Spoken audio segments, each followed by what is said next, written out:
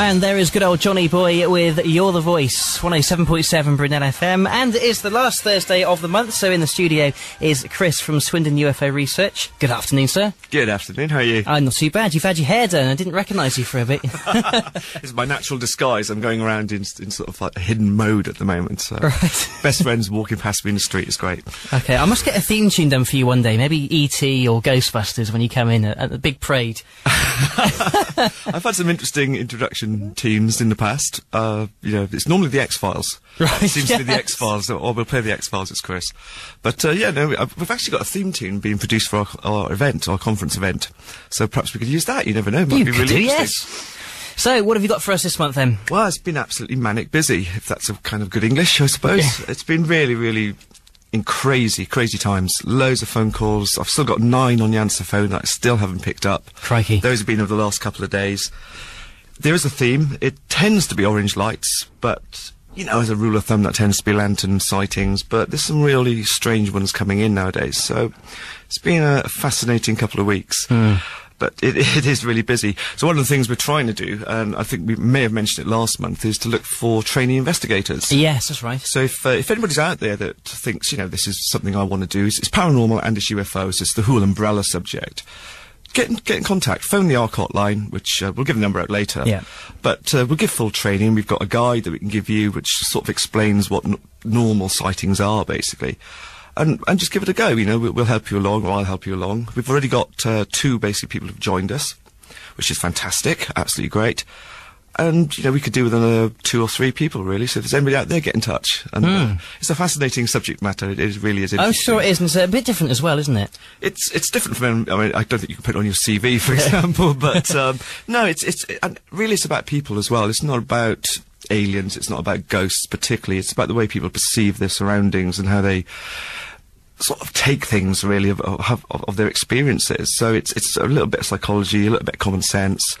Objectivity really helps. And it's fascinating. You get into photo imaging, you get into all sorts of things. It's great. It's brilliant fun. Do you often find you're busier throughout the summer months or the winter months, or is it all relatively the same?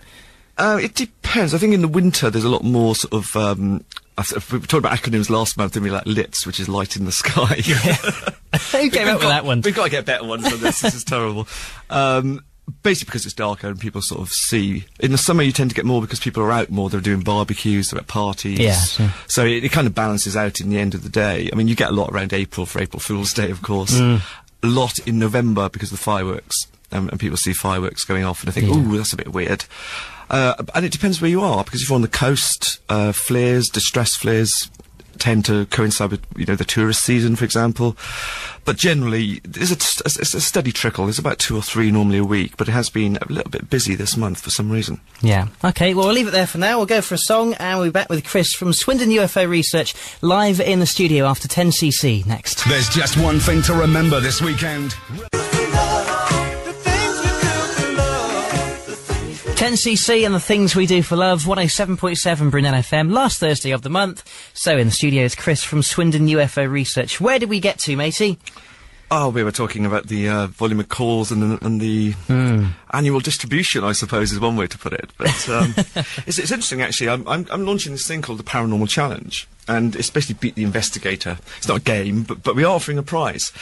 Basically, what's happened is I've done somewhere in the region of 100 UFO investigations in the last, say, 12 months. And about 12 to 13 investigations in haunted locations, and some of the most haunted ones in Wiltshire as well. And to be honest, I haven't really seen anything that's particularly stands out as paranormal. Nothing, really. Everything's pretty much explainable in one way or another. So I thought, I know what I'm going to do. I'm going to launch this challenge. So if you're out there and you've got an experience, or you've had an experience, or you're experiencing something now that you think is paranormal, get in contact. If we can't explain it rationally, you'll win a Sue4 t-shirt. Now, these are very limited edition t-shirts. They're nice quality. There's only about 30 in existence. So get in contact, and if we can't explain it, then you get one. Obviously, you can't make this up. It has to be real. Yes. You can't just make anything up. But it's a challenge out there. So I'm trying to, to delve a little bit deeper, get into the more interesting cases, and really asking for help. And if you can do it, you get your t-shirt. Okay, lovely. So anything specific this month from around the Swindon, North Wiltshire area that you've come across? There's been an awful lot of sightings. Yeah, I remember you saying, yeah. There is a theme of orange lights, and 1, 2s and 3s and fleets of, I suppose is the way to put it. All the way from Stratton through to Chippenham, all over Wiltshire, basically. Normally, there's some great bits you pick up from the witness statement, like, I thought it was the police helicopter. Well, that means it probably was, to be honest. Because sometimes the first sort of thing you think of is normally what it's going to be. There's another one which was great. It said, looked like a hot air balloon, but without the basket. So that's the lantern then.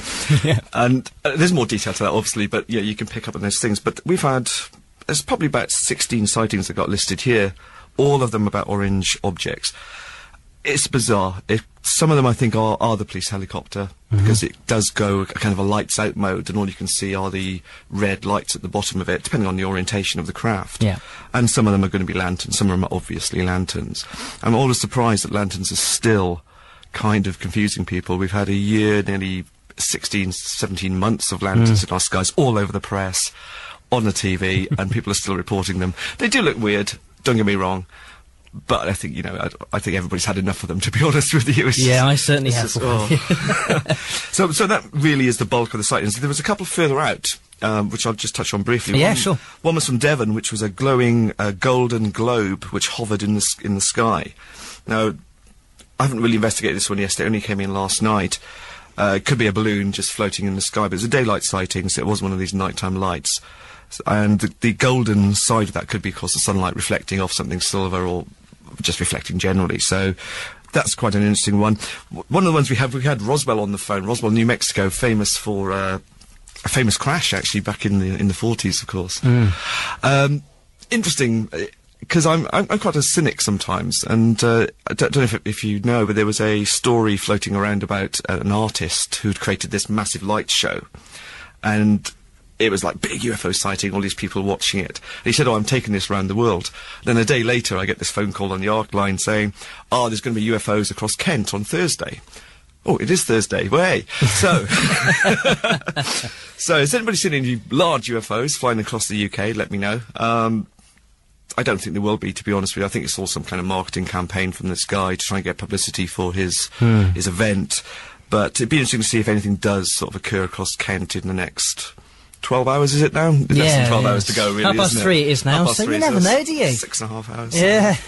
So that was quite interesting. But what's going on, which is, I think, quite fascinating, is there's a number of, or mounting evidence of triangular craft going up the west coast. So it's kind of close to us, just down the, not far away, really, 30 miles, with mysterious sonic booms and alleged images of sort of triangular craft on runways at military bases. Again, nothing really extraterrestrial or alien based, it's just new technology from the military. But it's kind of, because the two kind of blur together, you kind of can't distinguish between the two. It's a triangular UFO. So, I don't know what's going on the west coast, but it obviously does involve some kind of military activity, and there are sonic booms being recorded, so that's quite interesting. Indeed. Okay, well, contact details again if anyone wants to get in contact with you for anything, and obviously these special editions you've got coming up as well. Yeah, well, you can get us on the ARC hotline, which is the Swindon number. It's 01793 484 510. Alternatively, go onto your favourite search engine on the internet and type in SUFOR or Swindon UFO, and we're usually number 1 on that list. And you can also see us at the Old Town Summer Festival on the 27th and 28th of June, I believe. Yeah, very exciting. We've got a stall up there, so we'll be up there trying to dispel the myth about UFOs and the paranormal. And good luck with that. Thank you very much. Well, cheers, Chris. It's Chris from Swindon UFO Research. He'll be back in almost exactly a month-ish, I suppose, isn't it? It's about a month, yes. Indeed. Right, just gone 3:30, and this is the script before the worst.